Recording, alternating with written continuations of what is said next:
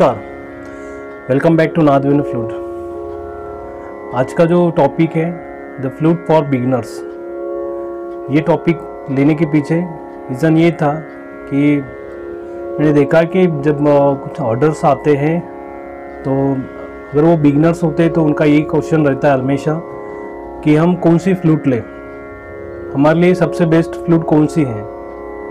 या आपने YouTube पे सर्च किया तो बहुत सारी वीडियो आपको मिल जाएंगे फ्लूट फॉर बिगिनर्स।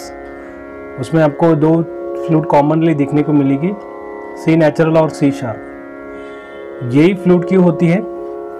अब मैं उस टॉपिक से आगे थोड़ा और आगे लेके जाऊंगा आपको, और मैं आपको बिगिनर्स फ्लूट के लिए परफेक्ट कौन सी है और उसमें आप जब लेंगे तो कौन कौन सी चीज़ें आपको यानी कि ध्यान में रखनी है। क्योंकि जब मैंने देखा है कि कुछ लोग फ्लूट लेते हैं या ऑनलाइन ऑर्डर करते हैं, फिर उसके बाद वो उनको सूट नहीं होते या वो उस पर बेहतरीन तरीके से प्ले नहीं कर पाते उसे, और फिर से बाद में मुझे कॉल करके बाकी लोगों से फिर से वो ऑर्डर करते हैं। तो कि उस केस में आपने देखा होगा कि आपको दो बार फ्लूट परचेस करनी पड़ रही है, उसमें आपका टाइम और मनी भी वेस्ट हो रहा है। सो इससे बेटर है कि आप ये जान लें कि मेरे लिए कौन सी फ्लूट बेस्ट है। या मैं जब अभी स्टार्ट कर रहा हूँ तो डेफिनेटली आपको उतना पता नहीं होगा, लेकिन फिर भी आपको खुद के बारे में थोड़ा बहुत पता होता है वो क्या और किस प्रकार से हम उस इंफॉर्मेशन को यूज़ करके आप एक बेस्ट फ्लूट ले सकते हैं। वही आज का मेन टॉपिक है। और उसके बाद जब आपके हाथ में फ्लूट आती है तो हम उसे किस प्रकार से चेक करें। उसके बावजूद जब बिगनर्स और मोस्ट ऑफ लोग फिल्मी सॉन्ग प्ले करने के लिए फ्लूट लेते हैं, और जो बेसिक फ्लूट यानी मिडल फ्लूट रहती है सी शार्प, उसके बाद डी शार्प, ये स्केल पे ज़्यादा तो भी फिल्मी सॉन्ग हम प्ले करते हैं। उसके बाद बेस फ्लूट भी करते हैं, लेकिन शुरुआत हम मिडल फ्लूट से करते हैं। तो इसमें कौन सी ट्यूनिंग हमें चेक करनी होती है, किस प्रकार से हम ट्यूनिंग चेक करें। अभी हमारे पास जो भी फ्लूट है वो ट्यून है या नहीं, उसे कैसे देखें। उसके लिए दो तरीके जनरली होते हैं, वो क्या है, किस प्रकार से चेक करते हैं, वो मैं आपको आगे बताऊंगा। तो सबसे पहले हम इस टॉपिक को कवर करते हैं कि हमें कौन सी फ्लूट लेनी चाहिए। तो यहाँ पे मैं और एक थोड़ा कैटेगराइज करना चाहता हूँ कि एक छोटे बच्चे होते 6 साल से 10 साल तक, उनकी उंगलियां जो होती है वो थोड़ी लेंथ भी कम है और यहाँ पे थोड़ी पतली होती है। तो उस केस में डायरेक्टली वो सी नेचुरल प्ले नहीं कर पाते। कुछ बच्चे होते हैं वो प्ले कर पाते हैं, वो ऐसा नहीं कि वो हर सबके लिए एक ही रूल है, नहीं है। बट मोस्ट ऑफ केस में मैंने देखा है, क्योंकि मैं जो इन्फॉर्मेशन बता रहा हूँ ये सभी प्रैक्टिकल है, यानी कि मैंने खुद एक्सपीरियंस किया है। मैं जिन गुरु लोगों से मैं कनेक्ट हूँ, ऑलरेडी उनको मैं फ्लूट देता हूँ बाकी स्टूडेंट को लिए उनके लिए।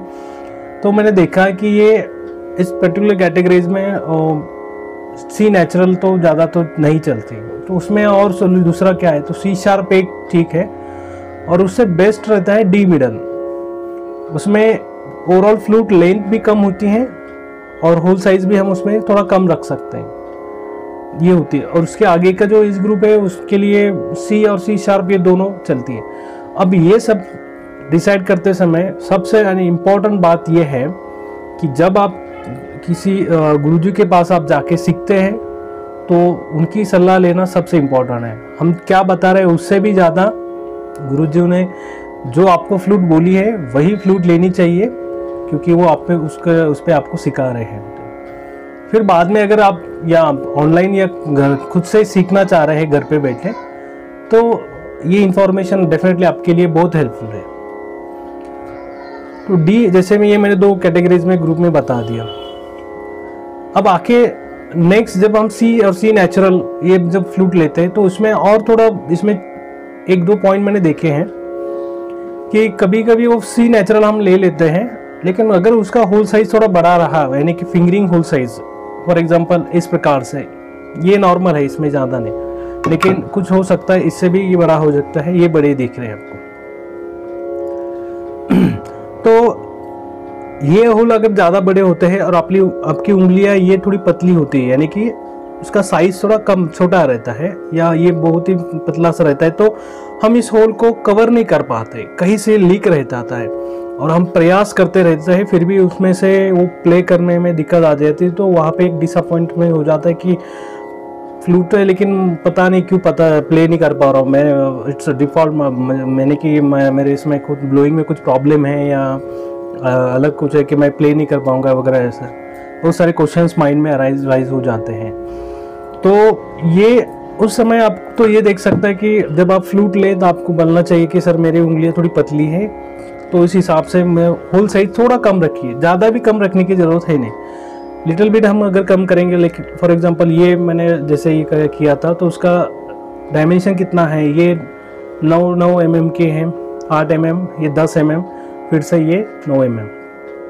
तो इस होल साइज अगर कम रहती है तो दो चीज़ें, ब्लोइंग भी कम लगता है, second thing easy to cover, बहुत ही हल्के से आप इसे कवर, प्रैक्टिस के बाद आप ये भी फ्लूट कवर करेंगे वो बात अलग है। लेकिन at the stage of beginning आप सीख रहे हैं और वो उसमें से अगर हवा निकल ही रही है तो अल्टीमेटली सुर कोई प्ले नहीं होगा, तो आप वहाँ पे थोड़ा नाराज़ हो सकते हैं कि हाँ मैंने फ्लूट लिया, इतना सारा खर्चा किया, फिर भी मैं प्ले क्यों नहीं पा रहा। तो ये चीज़ें मैंने खुद नोटिस की है, इसलिए मैं आपको ये टॉपिक इसे आगे लेके जा रहा हूँ सर। और सी शार्प इसमें से कोई ले सकते, तो मैंने जैसे कहा कि आपको इसमें सबसे पहले आप जिन गुरुजी के पास जा रहे हैं उनकी सलाह लेना इम्पोर्टेंट है। अब अपने यानी कि फ्लूट परचेस किया, उसके बाद जब हाथ में आई तो उसका ट्यूनिंग किस प्रकार से चेक करना है। इसमें जैसे मैंने कहा कि 2 वेज हम इसे कर सकते हैं, एक तो है तानपुरा, ये सबसे बेस्ट है, और लेकिन बिगिनर्स होते हैं तो अल्टीमेटली उस तानपुरे की इतनी समझ नहीं रहती, क्योंकि ये तानपुरा सुन सुन के अपने कान बन जाते हैं और हमें सुर का पता चल जाता है। अगर फॉर एग्जांपल मैं इसका अभी सा मैंने लगा दिया, अब नी मैं ये नी प्ले कर रहा हूँ, यहाँ पे सा लगा दिया, तो मुझे लग रहा है कि ये मैच नहीं हो रहा है, अब ये ठीक है नहीं।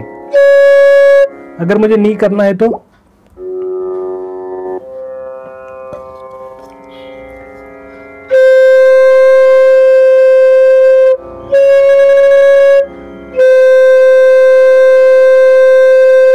इस प्रकार से, तो ये सुन के हम कर सकते हैं तानपुरा सुन के, लेकिन एट द बिगिनिंग स्टेज ये थोड़ा डिफिकल्ट होता है। इसलिए मोबाइल में अब डिफरेंट ऐप्स है, उस ऐप से हम ट्यूनिंग चेक कर सकते हैं। अब वो कितना परफेक्ट है क्या उसमें हम बिलीव करेंगे, ये सब बातें बाद में आ जाती हैं, क्योंकि अगर आप एज ए बिगिनिंग स्टेज में एक नियर अबाउट 90% भी हम उसको बिलीव करें या उसे भी, तो एक समझ में आ जाते हैं कि हाँ ये सी शार्प है और नियर अबाउट ये ट्यून है। जो कोई फ्लूट मेकर वो देगा तो वो अल्टीमेटली आपको ट्यून ही देंगे, कोई अनट्यून नहीं देना चाहेगा, अल्टीमेटली देंगे। इनकेस आपके पास आ जाता है अनट्यून तो उसको आप चेक करना है, बस ही सेम। उसके बाद तो दूसरा ऐप जैसे मैं खुद मैंने चेक यूज़ किया है, जैसे कि जी स्ट्रिंग भी होते हैं, अदर 1-2-3 ऐप है। तो इस ऐप में हम देख सकते हैं कि जो सा लगा दिया और हमने उस ट्यूनर पे चेक किया तो उसमें दिखा देता है कि सा कितना कम है कितना ज़्यादा है, वो वहाँ पे नियर अबाउट आ रहा है या नहीं। अब जब ब्लो थोड़ा बहुत इधर उधर हो जाएगा, क्योंकि आपका ब्लो प्रेशर कितना है क्या नहीं, वो कितना शार्प आप सा लगा रहे हैं उस पर डिपेंड करता है। लेकिन आप उस पर आइडेंटिफाई कर सकते हैं एटलीस्ट कि हाँ ये perfect C sharp near about हम लेके जा रहे हैं, क्योंकि अगर फ्लूट बहुत ही कम ट्यून होती है तो वो नियर अबाउट भी नहीं जा पाता। उसके बाद सेकेंड आवर में जब ट्यूनिंग चेक करते हैं तो ये भी नहीं होना चाहिए कि आपने एकदम बाहर से फ्लूट पकड़ ली, यानी कि मैंने इस प्रकार से लिया और ऐसा पकड़ लिया, तो उस केस में अगर वो फ्लूट परफेक्ट ट्यून में अगर होती है और आपने थोड़ा बाहर ले लिया तो उस केस में थोड़े बाहर आने के चढ़ा हुआ सुर लगेगा, यानी सी शार्प आगे वो नोट आपको ऐसा दिखेगा कि हाँ ये तो सी शार्प बहुत चढ़ी हुई लग रही है। तो उस केस में ब्लोइंग भी इतना ही इम्पोर्टेंट है, तभी जाके वो परफेक्ट आपको ट्यूनिंग समझ में आ जाता है। तो लेकिन नियर अबाउट हम उस पर फाइंड आउट कर सकते हैं, हाँ ये इस प्रकार ये स्केल है और ये नियर अबाउट है, अब हम आगे अच्छे से रियाज कर सकते हैं। तो इस प्रकार से जैसे अगर मुझे तानपुरा ऑलरेडी आपको पता है और आप एक 6-7 महीने से ऑलरेडी सीख रहे हैं और आपको तानपुरा के फिर से भी उसके अगर ट्यूनिंग चेक करना है तो हम एक एक नोट को जैसे जैसे बढ़ाते जाएंगे उस हिसाब से उसे चेक करेंगे तो हमें उसका ट्यूनिंग पता चल जाता है। तो ये ट्यूनिंग कौन सा होता है, वो 440 पे ट्यून होता है। मिडल फ्लूट जो फिल्मी सॉन्ग के लिए हम यूज़ करते हैं वो जनरली 440 पे ट्यून की जाते हैं। तो 440 क्यों होता है, क्योंकि फिल्मी सॉन्ग जब हम कोई प्ले करेंगे उसमें सपोज मैंने ये से सा कंसिडर किया, फिर ये सा कंसिडर करके मैं आगे के नोट प्ले करूँगा, पूरा स्केल यहाँ से एक तैयार हो जाएगा। नेक्स्ट टाइम हो सकता है मैं यहाँ इसे सा कंसिडर करके आगे, क्योंकि जब सॉन्ग प्ले करेंगे तो एक ही स्केल पे हम अलग अलग सॉन्ग प्ले कर सकते हैं, क्योंकि हम इसे सा मानते हैं, कभी इसे सा मानकर कंसिडर सॉल्व करते आगे प्ले करते हैं, या किसी यहाँ से जैसे हम कहते हैं कि यहाँ से गाना स्टार्ट हो रहा है, यहाँ से गाना स्टार्ट हो रहा है, यहाँ से गाना स्टार्ट हो रहा है, मतलब ये अलग अलग स्केल वहाँ से शुरू हो जाती है। तो उस केस में ये फ्लूट परफेक्टली 440 पे होनी चाहिए, ताकि मैं इसे अगर सा मानूँ तो ये बाकी पूरा मुझे एक स्केल परफेक्ट मिलना चाहिए। यहाँ पे मैं सा मानूँ तो ये परफेक्ट स्केल मिलना चाहिए इस हिसाब से, तो इसलिए वो इम्पोर्टेंस होता है। ये ट्यूनिंग के बारे में और मैं एक सेपरेट वीडियो बना के उसमें और डिटेलिंग में पूरा दूंगा, ताकि उसमें आपको पूरा समझ में आ जाए। अब उसके आगे एक और टॉपिक आता है कि जो कुछ स्टूडेंट्स होते हैं जो ऑलरेडी 6-7 महीने बिग मिडिल फ्लूट वो प्ले कर रहे हैं, अभी उनको थोड़ा बेस फ्लूट पे जाना है। यहीं पे भी वही यहाँ पे भी मैं एक वही टॉपिक या वही पॉइंट में रिपीट करूँगा। सबसे पहले आप जिन गुरुजी के पास सीख रहे हैं आप उनसे लिए कंसल्ट कीजिए, या आप खुद अब घर पे सीख रहे हैं, ऑनलाइन सीख रहे हैं, अब आपको वो फ्लूट लेना है तो आप सोच रहे कि कौन से स्केल लूँ, तो उसमें ज़्यादा तो भी जी बेस जाता है, जी शार्प बेस, या उससे ए बेस भी ले सकते हैं। इनमें डिफरेंस क्या होता है, जैसे कि जी बेस की मैं बात करूँ तो 25 इंचेस की होती है, ए बेस की मैं बात करूँ 23 इंचेस से है। लेंथ जितना बढ़ेगा विथ रिस्पेक्ट टू ये जो होल का गैप है ये बढ़ता जाएगा। इसके आगे जैसे एफ बेस भी ले सकते हैं आप, ई बेस ले सकते हैं, ई बेस तो भी ज़्यादा चलती है कॉन्सर्ट फ्लूट।